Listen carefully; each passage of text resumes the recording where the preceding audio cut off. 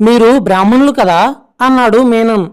వాడెలా తెలుసుకున్నాడా అని అనుకుంటూ ఉంటే, మీరు శాకాహారి కదా అందుకడిగాను. మా సమాధానం వినకుండానే నా వెనకాల నిలబడ్డ నౌకరుతో నాకు శాకాహార భోజనం, తనకేమో మావులు వేయమని చెప్పాడు.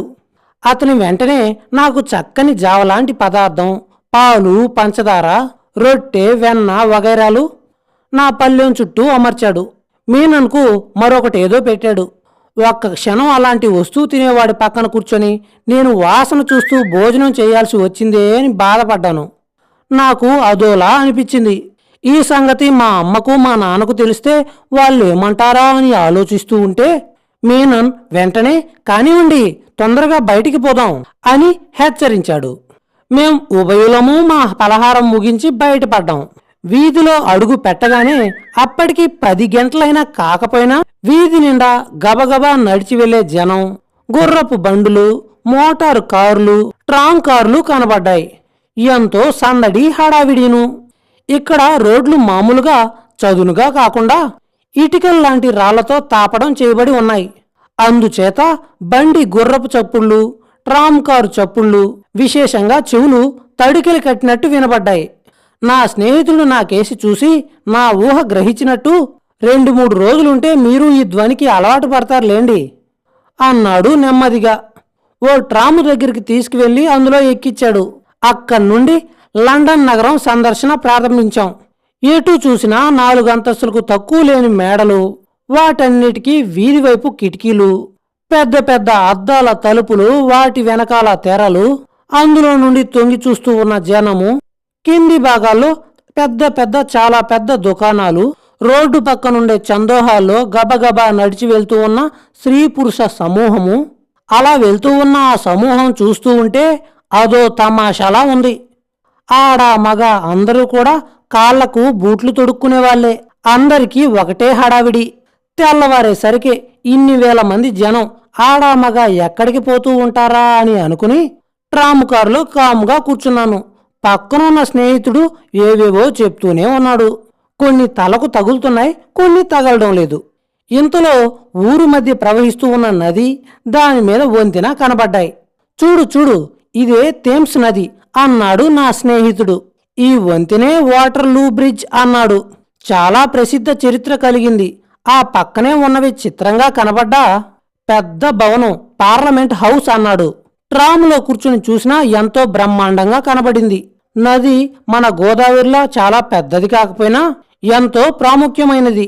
ఈ నది ముఖంలో నుండి ప్రపంచవ్యాప్తంగా, అందులోనూ మరీ ముఖ్యంగా మన దేశానికి కూడాను మన నిత్యావసరాలకి కావలసిన సామాగ్రి అంతా ఎగుమతి అవుతూ ఉంటుంది అని నా స్నేహితుడు చెప్పుకుంటూ పోతూ ఉన్నాడు.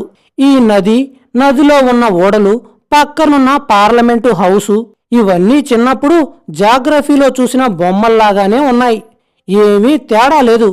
అతను చెప్పకపోయినట్లయితే నేనే అడిగేవాణ్ణి, ఇది పార్లమెంటు కదా అని. ఇంకా అతనేదో చెప్పుకుపోతూ ఉన్నాడు. నా ఊహ ఎక్కడికో పోయింది. వర్తమానం దాటి వెనక్కు ఏ కాలానికో. ఇవన్నీ నేను ఇంతకుముందు చూశానే, చాలా కాలం పాటు వీటన్నిటినీ నేను చూశానే అనే భావన కలిగింది. ఇలాగనే ఫ్రాన్స్లో కూడా ఆ ఊహ ఒకసారి వచ్చింది. నా మిత్రుడు చెప్తూ ఉన్నది నాకు వినబడ్డం లేదు. నా స్మృతి గతంలోకి ఎక్కడికో పోయింది. నేను నిజంగా ఎప్పుడైనా పూర్వజన్మలో ఇక్కడికి వచ్చానా అనిపించింది కూడాను.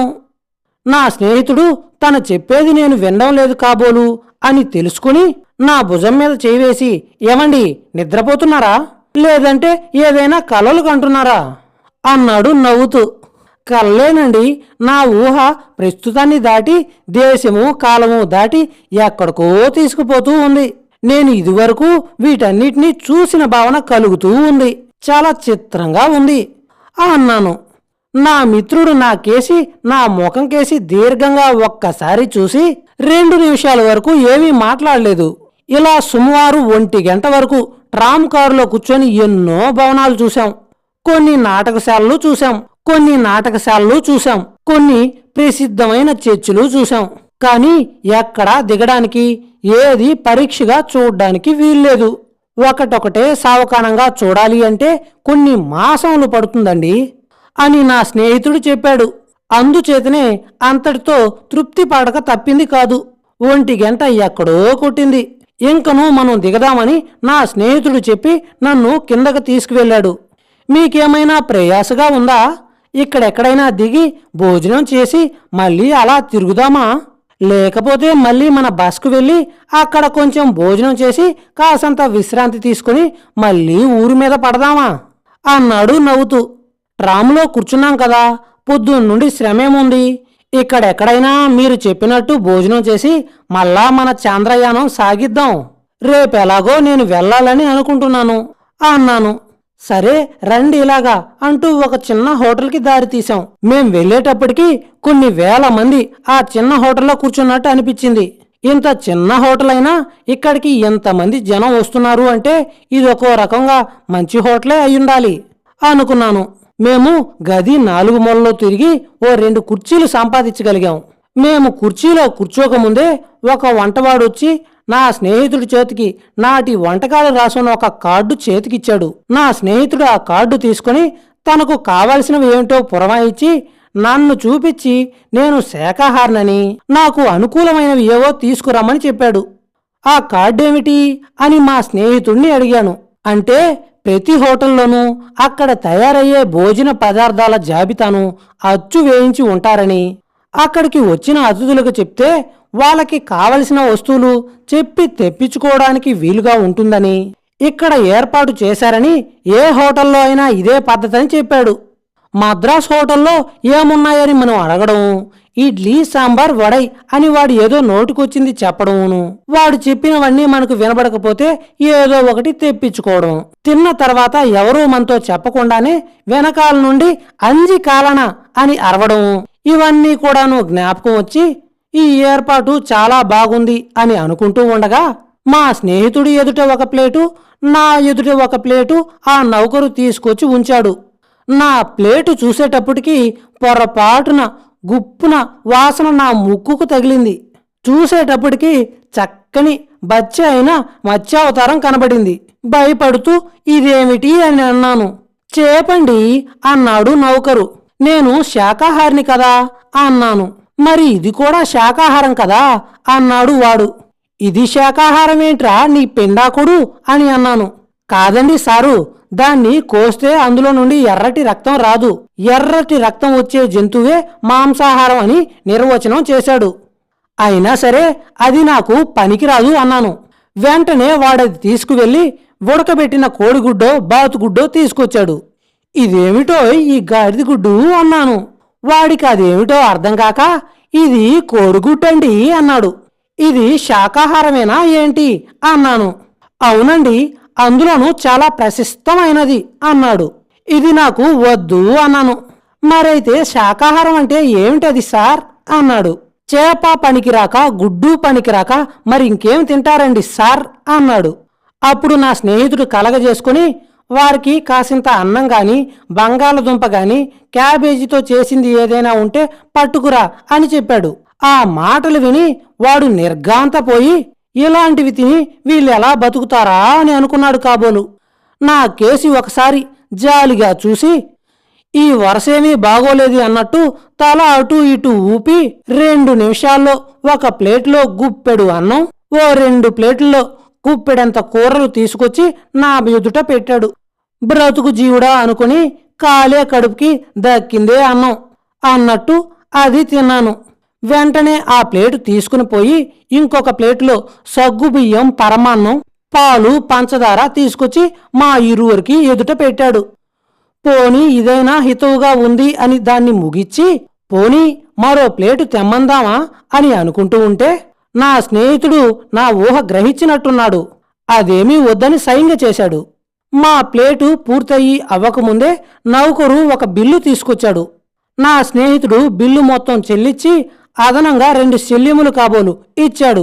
వాడది సంతోషంతో స్వీకరించి అక్కడి నుండి వెళ్ళిపోయాడు. మేము బయటకు వచ్చాం. అక్కడి నుండి మళ్ళీ మరో ట్రామెక్కి నగర సంచారానికి ఉపక్రమించాం. చాలా పెద్ద పెద్ద షాపులు, వ్యాపార సంస్థలు, బదులుగా కార్యాలయాలు, పుస్తకాల షాపులు ఎన్నెన్నో కనబడ్డాయి. ఏ షాపులో చూసినా అక్కడ దొరికే వస్తువులు అన్నీ ఎంతో ముచ్చటగా అలంకరించబడి ఉంటాయి. కానీ ఒక్క చోట మటుకు చూసిన చాపు చాలా భయంకరంగాను జుగుత్సాకరంగాను ఉండి కడుపులో గెలికినట్టే వాంతు వచ్చేటట్లయింది.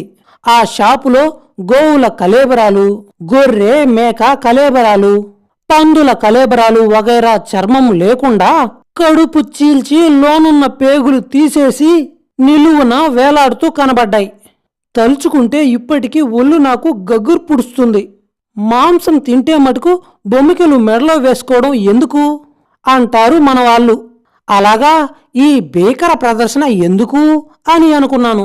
ఒక్క మాటు ట్రామ్ కారు దిగి ఆ దుకాణంలోకి వెళ్ళి ఆ దుకాణపు యజమాన్ని ఇదేమి పనా అని మందలిద్దాం అని అనుకున్నాను. సిగ్గు లేదా అని 4 దులిపేద్దాం అనుకున్నాను. ఇక ఆ తర్వాత ఏమైంది అనేది తర్వాత ఎపిసోడ్లో తెలుసుకుందాం. ఈ వీడియో గనక మీకు నచ్చినట్లయితే వీడియోకి ఒక లైక్ ఇచ్చి ఛానల్ని సబ్స్క్రైబ్ చేయకుండా ఉంటే వెంటనే సబ్స్క్రైబ్ చేయండి. ఏంటి పిల్లలు, ఎలా ఉంది నా కథ? నచ్చే ఉంటుంది లేండి. అయినా మన కథ నచ్చకుండా ఎవరుంటారు లేండి. మళ్ళీ మరో ఎపిసోడ్లో కలుసుకుందాం.